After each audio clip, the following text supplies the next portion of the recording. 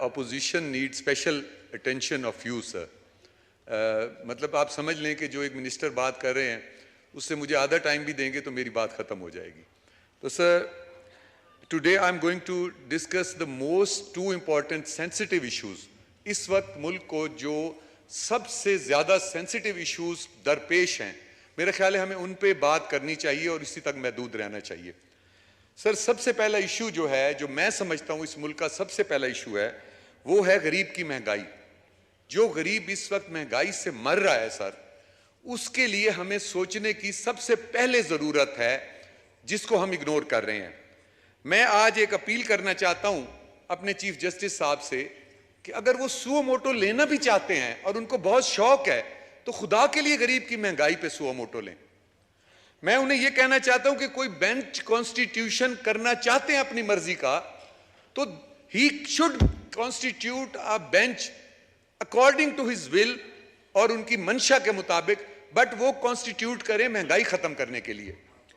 और तीसरा, अगर वो पंचायत कराना चाहते हैं सियासी जमातों की, तो पीडीएम की और इमरान खान साहब की चार्टर ऑफ इकोनॉमी के लिए पंचायत कराएं कि 10 साल के लिए चार्टर ऑफ इकोनॉमी बनाई जाए, जो कि जिस तरह स्टैब्लिशमेंट के कवानीन हैं, इस तरह के कोई उस कानून को छेड़े ना और गरीब की बेसिक कमोडिटीज का रेट 2018 वाला कर दें, आटा, दाल, घी, चीनी का. इसके ऊपर एक्शन लें तो he will be our hero sir. और दूसरी बात जो मैं करना चाहता हूं सर, कि इलेक्शंस, जी जरूर चाहिए इलेक्शंस, हम सबको चाहिए elections, we need elections, but we need free and fair elections. जब इलेक्शन कमीशन का फ्री एंड फेयर इलेक्शन, तो उसको छोड़ें, इलेक्शन को फिलहाल गुर्बत पे सोचें और महंगाई पे. दूसरी जो अहम तरीन इशू इस वक्त है सर, जिसको हमें टच करने की जरूरत है, और मैं ये समझ रहा हूं कि जो पिछली तकरीरें हुई हैं उसमें सेर हासिल इसके ऊपर बात नहीं हो सकी, और मैं उसके लिए आपसे स्पेशल टाइम रिक्वेस्ट करूंगा कि मुझे दीजिएगा इस इशू पे. वो है सर सिक्योरिटी इदारों पे नापाक हमले.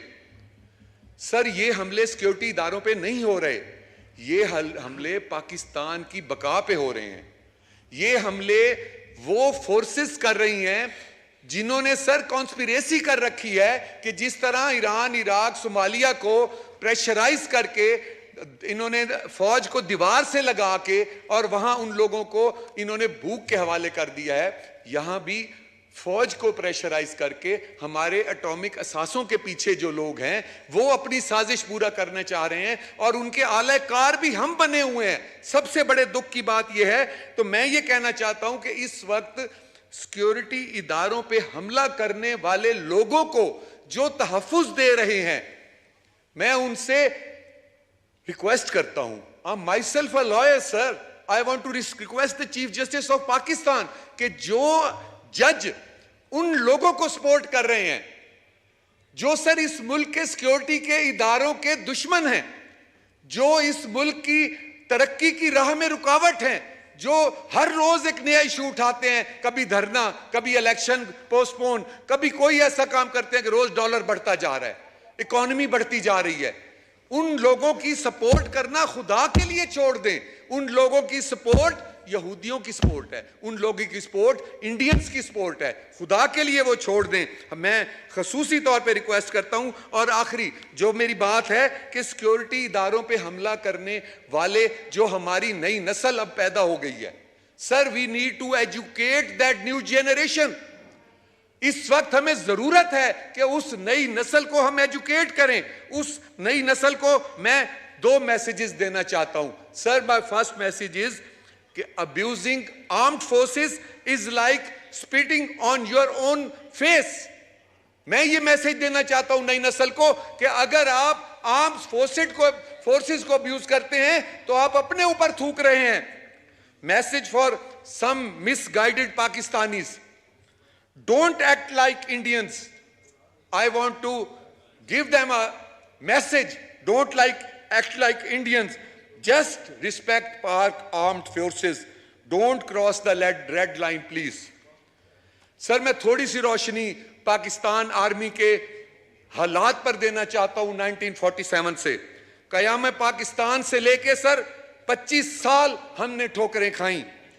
सर, दिफाई तौर पर उस वक्त हम कमजोर थे. 1947 में हमसे कश्मीर छीन लिया गया। दिफाई तौर पर हम उस वक्त भी कमजोर थे जब रियासत हैदराबाद दक्कन हमसे छीन ली गई। हम दिफाई तौर पर उस वक्त भी कमजोर थे सर जब रियासत जूनागढ़ हमसे छीन ली गई। हम उस वक्त भी दिफाई तौर पर कमजोर थे जब हमारे पानी को रोक लिया गया और इस मुल्क को दो लख्त कर दिया गया। सर 1965 में इंडिया हम पे चढ़ दौड़ा, लाहौर पर हमला कर दिया। अभी हमें 1965 के असरात से नहीं निकले थे कि मशरकी पाकिस्तान पर कब्जा कर लिया गया। सर 90,000 फौजी जवानों और सिविल इदारों को कैदी बना दिया गया। 1971 में हमारे इस मुल्क को दो लख्त कर दिया गया और हमें 25 साल की सिल्वर जुबली भी ना मनाने दी गई। सर अपनों की साजिशें, अगियार की चालें, सबसे बड़ी वजह फौजी लिहाज से इस मुल्क को कमजोर करना था। सर आज वक्त की जरूरत, उस वक्त की जरूरत के तहत दिसंबर 31 में बची कुची सियासी क़यादत ने फैसला किया कि बावकार कौम अपने जीने के लिए मजबूत और ताकतवर मुस्तहकम फौजी कुव्वत बनाना होगा। ये उस वक्त की जरूरत थी 1971 के साने के बाद। अल्हम्दुलिल्लाह सर मैं फख्र से ये कहता हूं कि 1971 के साने के बाद मजबूत, ताकतवर, मुस्तहकम फौजी कुव्वत बनाने की जिम्मेदारी उस वक्त की सियासी क़यादत ने मुसल्लह पाक फौज को सौंप दी। बड़े फख्र से मैं इकरार करता हूं सर ज़मीन पाक की हिफाजत की जिम्मेदारी मुसल्लह अफवाज ने हमारी तवक्को से बढ़कर इस खित्ते को इस्तेकाम बख्शा है। सर मैं इस बात पे फख्र करता हूं जनाब स्पीकर। हकीकत यह है कि 1975 में अफगान इस्तेकाम के वक्त, अफगान अदम इस्तेकाम के वक्त भारत ने हमारे नादान लोगों का फायदा उठाकर एक गैर एलानिया जंग हम पर मुसल्लत कर दी। सर सोवियत यूनियन के अफगान कब्जा के बाद सूरत हाल और संगीन हो जाती है। अफगान जिहाद का नारा, भारतीय साजिश, कॉन्स्पिरेसी पाकिस्तान को एक मुस्तकिल जंग में झोंक दिया जाता है जिसमें लाखों जवान शहीद होते हैं, लाखों आम शहरियों की जानो माल की कुर्बानियां, लोग बेघर हो जाते हैं। बात यहीं खत्म नहीं हुई सर। मैं आज नई नस्ल को यह बताना चाहता हूं कि ये वो माजी है जो हमारी फौज से मुतल्लिक है, ये वो कुर्बानियां हैं जो हमारी फौज से मुतल्लिक हैं, जिनसे वो ना आशना है। हमें उन्हें आशना करने की जरूरत है। सर कोई हमारे इलाके में आज तक कब्जा नहीं कर सका, ये हमारी फौज का तुर्रा इम्तियाज है। पाकिस्तान अस्करी तौर पर अदम इस्तेकाम का शिकार नहीं हो सका। मैं इसके लिए सलाम पेश करता हूं पाक फौज को। मुसल्लह अफवाज ने हमेशा इसका मुंह तोड़ जवाब दिया है, एक एक इंच पाकिस्तान की सरहद की हिफाजत की है। 1970 सर मैं पाकिस्तानी फौज को गालियां देने वालों को यह बता देना चाहता हूं आज कि 1979 के बाद अफगानिस्तान में रूस अमरीकी जारियत ने जब जोर पकड़ा तो पाकिस्तान की मुसल्लह अफवाज ही थी जिन्होंने सरजमीन पाकिस्तान के एक एक इंच की हिफाजत की। इस अगस्त ऐवान की तरफ से और आम पाकिस्तानी की तरफ से मैं पाक फौज की मुकम्मल हिमायत का ऐलान करता हूं सर। मिस्टर स्पीकर मैं उन यहूदी और इंडियन एजेंट्स को आज ये बता देना चाहता हूं कि पाकिस्तान का वजूद, मजबूत पाकिस्तान महाभारत के ख्वाब की सबसे बड़ी रुकावट है। हमारी मुसल्लह अफवाज 40 साल के अरसे से सर सियाचिन ग्लेशियर पर जो इस दुनिया का सबसे बुलंद तरीन मकाम है सर, -40 से -50 तक डिग्री तक वहां पे सर्दी पड़ती है और जब कैंप में से फौजी बाहर निकलता है और उसका अगर बाजू शल हो जाए, टांग शल हो जाए तो बाजू या टांग काटनी पड़ती है। सर हमारा हर फौजी वहां जाता है और जब वहां पे फायर चलती है, पहाड़ के साथ खड़ा हुआ फौजी अगर टोपी उठाने के लिए आगे झुके तो यहां गोली लगती है। ये वो कुर्बानी देने वाली फौज है सर जिसके ऊपर हमारी नस्ल को आज छोड़ दिया गया है कि इनके लिए बुरे अल्फाज चुने। सर दुनिया में भर में तमाम फौजें अपने रिटायर्ड शोधा अहले खाना की फलाह बहबूद के लिए कारोबार करते हैं। ये कोई अनोखी बात नहीं है। आज डिफेंस जो सबसे सिक्योर हाउसिंग सोसाइटी है, रहते भी डिफेंस में है, फौज को गालियां देते हैं। कुछ तो शर्म करो यार। मैं इसका मतलब यह नहीं कि सिविल इदारों की नाकामी का बोझ भी फौज पर डाल दिया जाए। सर, सिविल इदारों की कारकर्दगी पर आज जो लोग इतराज कर रहे हैं, उन्होंने अपने दौर में सिविल इदारियों की बेहतरी के लिए क्या किया? उन्होंने नारा लगाया था कि हम पुलिस इस्लाहात देंगे, हम एजुकेशन इस्लाहात देंगे, हम हेल्थ इस्लाहात देंगे, ब्यूरोक्रेसी का स्ट्रक्चर ठीक करेंगे। क्या ये सब कुछ पाक फौज ने करना था? क्या ये पाक फौज की जिम्मेदारी थी ये सारी इस्लाहात देना? जो आप नारे लगा के आए थे, काम आपसे ना हो सका, आज इल्जाम पाक फौज पे दे रहे हैं।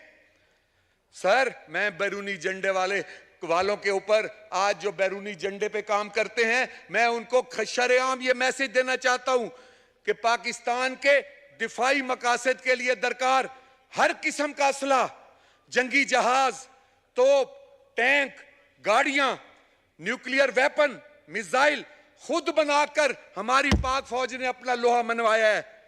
जो पाकिस्तानी अवाम को अपने मुसल्लह अफवाज से तवक्को थी सर, और वही उन्होंने करके दिखाया। मैं पाकिस्तान की उन नादान खवातीन को यह मैसेज देना चाहता हूं जो सिर्फ एक खिलाड़ी को देखकर समझती हैं कि सारा मुल्क का फाइनेंस और निजाम एक खिलाड़ी संभाल सकता है। नहीं सर, मिस्टर स्पीकर, खिलाड़ी ये नहीं संभाल सकता। खिलाड़ी ने 4 साल में 4 फाइनेंस मिनिस्टर तब्दील किए। खिलाड़ी को नहीं पता इस मुल्क का फाइनेंस कैसे संभालना है। सर, मेरा सवाल यह है कि मैं फिर पाक आर्म्ड फोर्सेस की तरफ आता हूं। जब भी सिविल ब्यूरोक्रेसी को, पाकिस्तानी अवाम को इमरजेंसी होती है, हर नाजुक वक्त में हमें रिलीफ चाहिए होता है, क्या पाक फौज हमें रिलीफ नहीं देती? जब हम फेल हो जाते हैं, क्या पाक फौज अपनी जानों पे खेल के रिलीफ नहीं देती? वो कहते हैं सैलाब हो या जलजला जाने बचाते हैं, मुश्किल घड़ी में अपने वतन के काम आते हैं। इस दफा भी सैलाब में जो हेलीकॉप्टर गिरा, अपने उन्होंने जनरल शहीद कराए हैं। इससे बढ़ के क्या कुर्बानी दें ये? सर, हमारे सिविलियन इदारे जब बेबस हो जाते हैं, इस वक्त फौज हमारी आखिरी, अल्लाह के बाद आखिरी उम्मीद होती है। जब फौज को बुलाएं, हम वक्त मदद के लिए तैयार होती है। पाकिस्तान की मुसल्लह अफवाज, मैं पाकिस्तान के बच्चों को यह मैसेज देना चाहता हूं कि पाकिस्तान की मुसल्लह अफवाज कमिटमेंट सिर्फ पाकिस्तान के साथ है। वो पाकिस्तान के लिए जीते और मरते हैं। पाकिस्तानी फौज दुनिया की वो वाहिद फौज है जो मुसलसल हालत जंग में है। दिन रात मगरबी मशरकी बॉर्डर पर बैरूनी अंदरूनी दुश्मनों से बरसरे पेकार है, और इसको एक साजिश के तहत इसमें धकेला गया है। लेकिन सीना सुपर होकर दिन रात हमारे जवान कुर्बानियां दे रहे हैं। मैं अपनी नई नस्ल को आज ये बता देना चाहता हूं कि सुनो, माई न्यू जनरेशन, मेरे नए जो नौजवान आज दुनिया के ऊपर आंख खोली है, जिन्होंने मुसल्लह अफवाज पाकिस्तान के इस्तेहकाम की अलामत है। तुम बच्चों का ताबनाक मुस्तकबिल अगर है तो वो इन मुसल्लह अफवाज की वजह से है। मैं इसराइल, हनूद, यहूद, नसारा जो पाकिस्तान को कमजोर करने के लिए साजिशें कर रहे हैं और अपने जिन मकासद का वो हसूल चाहते हैं, उनकी राह में सबसे बड़ी रुकावट पाकिस्तान की फौज है। सर, बदकिस्मती से तरक्की और इस्तेहकाम के सफर को रोकने के लिए और भारत को खुश करने के लिए आलमी कुव्वतें जो बरसरे पैकार हैं पाकिस्तान के खिलाफ, मसलन सी पैक पाकिस्तान की लाइफ लाइन है, बच्चों का मुस्तकबिल है। आलमी कुव्वतें भारत के ईमा पर इसके रास्ते में रोड़े अटका रही हैं, नाकाम बनाने के लिए अमल पैरा हैं। मगर सर, ऐसा इंशाल्लाह ताला मिस्टर स्पीकर नहीं होगा। मैं पाकिस्तान को कौम को बताना चाहता हूं कि ऐसा क्यों नहीं होगा। इसलिए कि हमारे पास मजबूत मुसल्लह अफवाज है जिसने इस मंसूबे को अमली जामा पहनाने का बेड़ा उठा लिया है। अंदरूनी और बैरूनी दुश्मन को हमारी तरक्की गवारा नहीं है।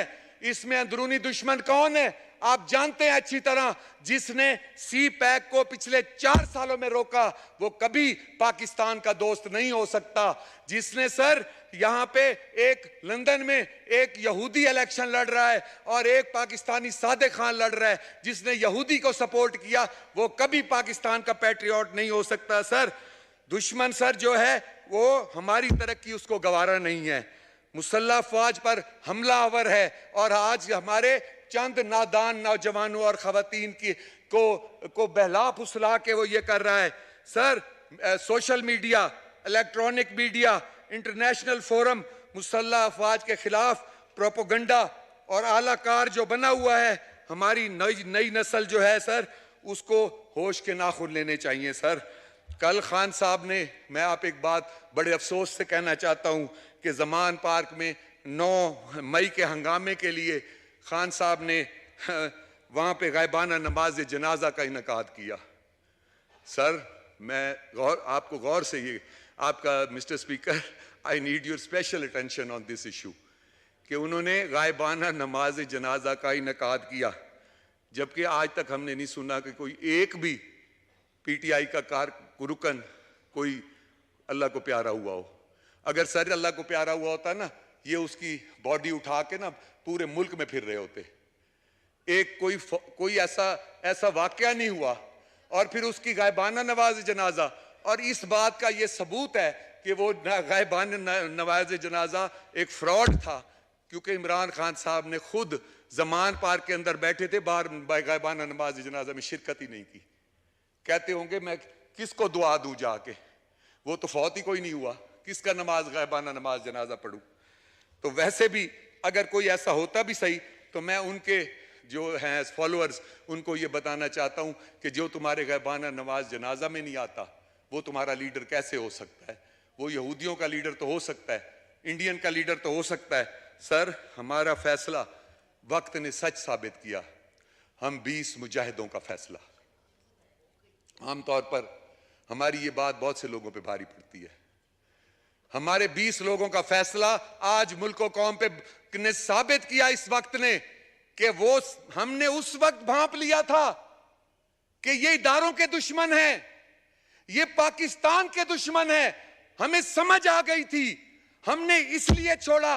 अगर हम उस वक्त अदम एतमाद कामयाब ना करवाते तो अगले 11 साल ये जाने वाले नहीं थे।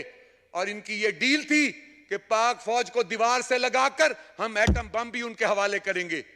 आज पाक फौज को सलाम है, लेकिन सर हम 20 भी मुजाहिद हैं, हमें गालियां दी गई, हम पर पैसों के इल्जाम लगाए गए, हमारे बच्चों के बारे में बातें की गई, हमारे घरों पे हमले किए गए। सर हमने अल्लाह को हाजिर नाजिर जान के कहता हूं, 1 रुपया भी अगर लिया हो, 40 करोड़ की जमीन मैंने 1122 को अतिया की है। सर ये मुझे क्या 20 करोड़ देंगे? ये मुझे क्या 20 करोड़ देंगे? आज मैं वहां पे 1122 सेंटर बन रहा है मुल्तान के सिविल सेक्रेटेरिएट के सामने, मैं मौके पे दिखाता हूं। अगर ये झूठ हो तो मैं सियासत छोड़ दूंगा। हमने सर इनको सिर्फ इसलिए हटाया है कि ये इस मुल्क को तबाह करने के एजेंडे पे आए थे। खुद पर इल्जाम लगाए। सर इस बंदे ने दुश्मन का आलाकार बनकर अपने सियासी कारकुनों की तरबियत की है। सर यही वजह है कि 9 मई को इमरान खान की गिरफ्तारी के बाद मुनज़्ज़म साजिश के तहत मुल्की इदारों और हसास तनसीबात पर हमले किए गए। इससे कौन खुश हो सकता है? सिर्फ भारत ही इससे खुश हो सकता है। पाकिस्तान के लिए दुख और अफसोस भरा ये लम्हा है सर इस अवान के जरिए। और जैसा कि आप जानते हैं कि इसी अवान में आपकी इजाजत से मैं नाम लूंगा, हमारे स्पीकर नेशनल असेंबली की इजाजत से मैं ऑन रिकॉर्ड ये लाना चाहता हूं, और ख्वाजा आसिफ साहब की इजाजत से मैंने यहां यूनानिमस करारदाद फौज के हक में पेश की थी जब हमारे नए आर्मी चीफ आने वाले थे। I was the one who presented in this August House a resolution for Pak Army, और उसके लिए यूनानिमसली पास किया गया। मेरे स्पीकर साहब ने इसमें सपोर्ट किया और ख्वाजा आसिफ ने मुझे इसके लिए सपोर्ट किया था। आज के दिन मैं उसका शुक्रिया अदा करना चाहता हूं। सर मैं आप आखिर में एक आखिरी बात करके मुझे समझ आ गई सर, मैं इजाजत लेना चाहता हूं कि सर मेरी जब भी कोई तकरीर शुरू होती है, मेरी तकरीर के शुरू में भी गरीब होता है, मेरी तकरीर के आखिर में भी गरीब होता है। इसलिए सर कि वो गरीब जो सुबह को मजदूरी करने जाता है और शाम को वापस आता है, पहले उसकी मजदूरी नहीं लगती थी सर, तो वो कहीं से उधार उठा के भी गुजारा कर लेता था, लेकिन अब जब मजदूरी नहीं लगती तो सर वो भूखा सोता है। जो वो भूखा सोता है सर, उसकी बददुआ अर्श पे जाती है। वो बददुआ इन साजिशों को लगेगी सर जो हर वक्त मुजाहरे करके, अब सर कल भी एक मुजाहरा हुआ है यहाँ पे, कल भी एक यहाँ पे एक धरना हुआ है सर। मैं सुबह कुदरती अपने पार्लियामेंट लॉज से निकला हूं तो मैं उसी तरफ गया तो खुदा की कसम लगता था कि यहाँ ऐसे साफ सुथरा हर चीज ऐसे पड़ी थी जहां कोई कल यहाँ पे कोई लाखों बंदे थे ही नहीं। ऐसे लग रहा था कि यहाँ कोई आया ही नहीं है। और सर कर जब इतना बड़ा बहुत बड़ा समंदर हमने देखा है और उस समंदर से पता ये लगता था सर एक पत्ती भी किसी दरख्त की नहीं उन्होंने उतारी। ये होता है सर धरना, ये होता है धरना। और अल्लाह रहम करे, ये वो धरना था जो पाकिस्तान के मुहिब्बे वतन लोगों का था। और इसी इस्लामाबाद में धरना हुआ था सर, इसी इस्लामाबाद में आग लगाई गई थी। कौन आग लगा सकता है? इंडिया का एजेंट आग लगा सकता है, यहूदियों का एजेंट आग लगा सकता है, पाकिस्तानी नहीं कर सकता ऐसे सर। मैं सर आखिरी बात करके आपसे इजाजत चाहता हूं। मेरा गरीब सर भूख से मर रहा है। मैं हाथ जोड़ के अपील करता हूं, पीडीएम से मैं हाथ जोड़ के अपील करता हूं, तमाम सियासी जमातों से, और अगर इमरान खान साहब एजेंट नहीं है यहूदियों के, एजेंट नहीं है इंडियंस के, तो मैं उन्हें आज चैलेंज करता हूं कि वो इलेक्शन के लिए ना बैठे, क्योंकि हर इलेक्शन के बाद महंगाई बढ़ जाती है। वो चार्टर ऑफ डेमोक्रेसी के लिए बैठे पीडीएम के साथ और 10 साल का चार्टर ऑफ डेमोक्रेसी बनाएं बैठ के, और ऐसा चार्टर ऑफ डेमोक्रेसी हो जिस तरह आर्मी के मामलात को कोई इंटरफेयर नहीं करता, उस 10 साल की चार्टर ऑफ डेमोक्रेसी को no one should interfere in that. और सर आखिरी बात कि मैं गरीब के लिए 2018 की रेट की आपसे रिक्वेस्ट करता हूं कि उस चार्टर ऑफ डेमोक्रेसी में 2018 के आटा दाल घी चीनी के रेट दिए जाएं। And sir at the last I thank you for your time, for your patience and the respect you have given to me. I am thankful to you sir, thank you very much. जी मोहतरमा किश्वर ज़हरा साहब। Speaker साहब, आई salute you. इतने तहम्मुल से इतनी तवील तकारीर आप हंसते मुस्कुराते हुए सुन रहे होते हैं। और दूसरा सैल्यूट इसलिए भी